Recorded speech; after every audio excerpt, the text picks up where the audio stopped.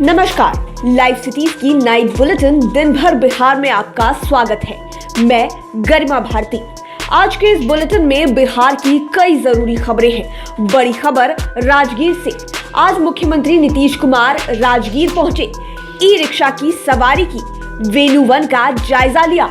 मुख्यमंत्री ने राजगीर में रोपवे को भी देखा। न्यूज बुलेटिन में आगे ये भी बताएंगे कि रोपवे कब से शुरू होने वाला है।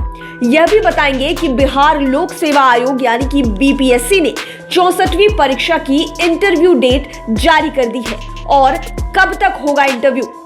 एक बार फिर आधा दर्जन हत्याओं से सहम गया बिहार। सिवान में सनकी व्यक्ति ने अपनी पत्नी व 5 बच्चों को कुल्हाड़ी से काट डाला। 4 बच्चों की मौके पर ही मौत हो गई। किसानों के समर्थन में आई जनतांत्रिक विकास पार्टी 14 दिसंबर को प्रखंड मुख्यालयों पर देगी धरना। और राज्यसभा उपचुनाव के लिए सुशील मोदी कल करेंगे नामांकन। अब खबरें विस्तार से। मुख्यमंत्री नीतीश कुमार अब काम को लेकर पूरी तरह एक्टिव हो गए हैं। सोमवार को बिहार के सबसे बड़े एलिवेटेड पुल के उद्घाटन के बाद वे मंगलवार को राजगीर पहुंचे। वे वेन्यू 1 भी गए। उन्होंने ई रिक्शा की सवारी भी की। एक एक चीज को बारीकी से देखा। उन्होंने संबंधित अफसरों को कई निर्देश भी दिए। उन्होंने राजगीर के वेन्यू 1 में चल रहे विकास कार्यों का जायजा लिया, कार्यों की समीक्षा की। मीडिया से बातचीत में भी मुख्यमंत्री नीतीश कुमार ने कहा कि यह बहुत ही सुंदर जगह है। इसके विस्तार की बात बहुत पहले से चल रही थी। अब यह बनकर तैयार हो जाएगा तो काफी सुंदर लगेगा। यह एक ड्रीम प्रोजेक्ट है। जल्द ही वेन्यू 1 बनकर तैयार हो जाएगा। नीतीश कुमार ने कहा कि वेन्यू 1 में भगवान बुद्ध की अद्भुत प्रतिमा है। हर तरफ से सुविधा दी जा रही है। पहले जो भी था अब उसमें और चीजें जुड़ रही हैं। चारों तरफ सौंदर्य का पूरा ख्याल रखा गया है। आगे कहा कि आप कल्पना कीजिए, जब वेन्यू 1 रहा होगा करीब 2600 साल पहले, जब भगवान बुद्ध यहाँ आए होंगे, उस समय यह कितना विशाल रहा होगा। हम उसी को ध्यान में रखते हुए इसके विस्तारीकरण का कार्य कर रहे हैं। यहाँ का माहौल बहुत ही अलग है। यह बहुत ही सुंदर जगह है। यहाँ पर आकर बहुत अच्छा लगता है। शीघ्र ही इसका निर्माण कार्य पूरा किया जाएगा। इसके लिए आसपास भी कार्य जारी है। बिहार का पहला 8 सीटर रोपवे राजगीर में अगले साल फरवरी से चालू हो जाएगा। इसका 90% निर्माण कार्य पूरा हो चुका है। आज मुख्यमंत्री नीतीश कुमार रोपवे का निरीक्षण करने पहुंचे थे। उन्होंने फरवरी में इसे शुरू करने का निर्देश दिया। उनके पहुंचने पर जिला प्रशासन ने सबसे पहले उन्हें गार्ड ऑफ ऑनर की सलामी दी। वे घोड़ा कटोरा में भी निर्माणाधीन पार्क में गए और अधिकारियों को हरियाली से छेड़छाड़ नहीं करने का निर्देश दिया। रोपवे की कुल लंबाई 1700 मीटर है। यह 2.5 मीटर प्रति सेकंड चलेगी। राज्यसभा उपचुनाव को लेकर एनडीए प्रत्याशी के रूप में बीजेपी के कद्दावर नेता और पूर्व उप मुख्यमंत्री सुशील कुमार मोदी बुधवार को प्रमंडलीय कार्यालय में अपना नामांकन करेंगे। वे दोपहर 12:30 बजे नामांकन का पर्चा भरेंगे। उनके साथ नामांकन में मुख्यमंत्री नीतीश कुमार के अलावे उप मुख्यमंत्री तारकिशोर प्रसाद, उप मुख्यमंत्री रेणु देवी, मंत्री मुकेश सहनी, बीजेपी के प्रदेश अध्यक्ष संजय जायसवाल समेत हम के मुखिया जीतन राम मांझी भी मौजूद रहेंगे। नामांकन की अंतिम तिथि 3 दिसंबर है।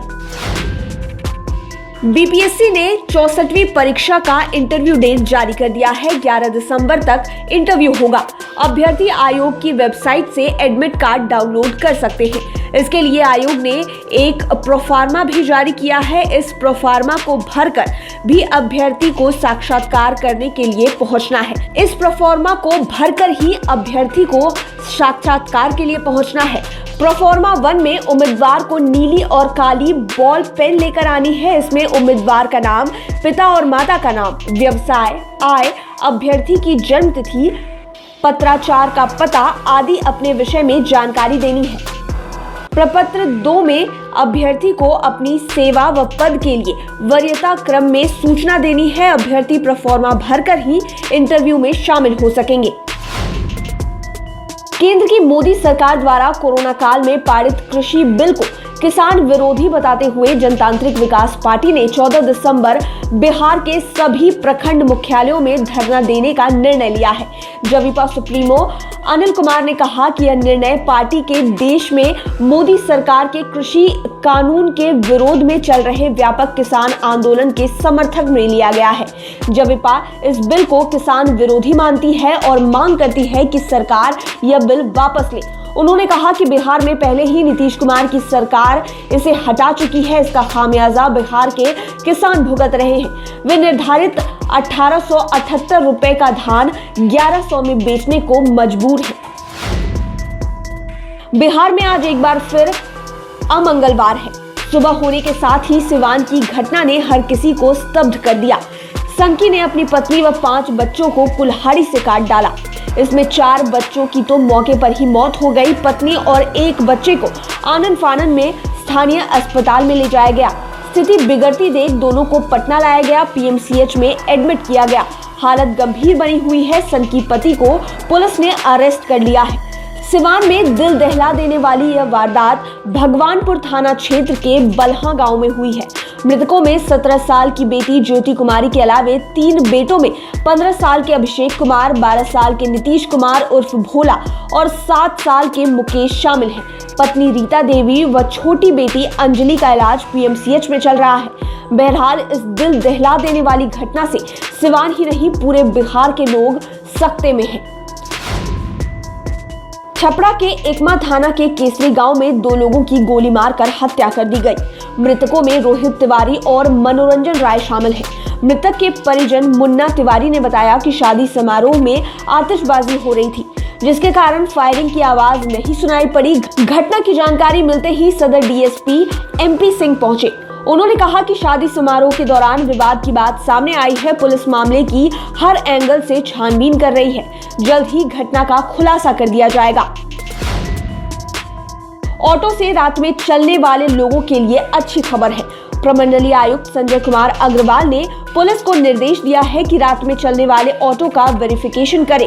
Railway station, bus stand, airport के आसपास के इलाकों में पेट्रोलिंग नियमित रूप से करें। उन्होंने निर्देश दिया कि पेट्रोलिंग पार्टी रात में सक्रिय रूप से कार्यशील रहे। अपराध से संबंधित शिकायत या सूचना मिलने पर तुरंत रिस्पॉन्स करें। उन्होंने लोगों से अपील की है कि किसी भी विषम परिस्थिति में रात के समय भी 100 नंबर पर कॉल करें। पुलिस मदद के लिए जरूर पहुंचेगी।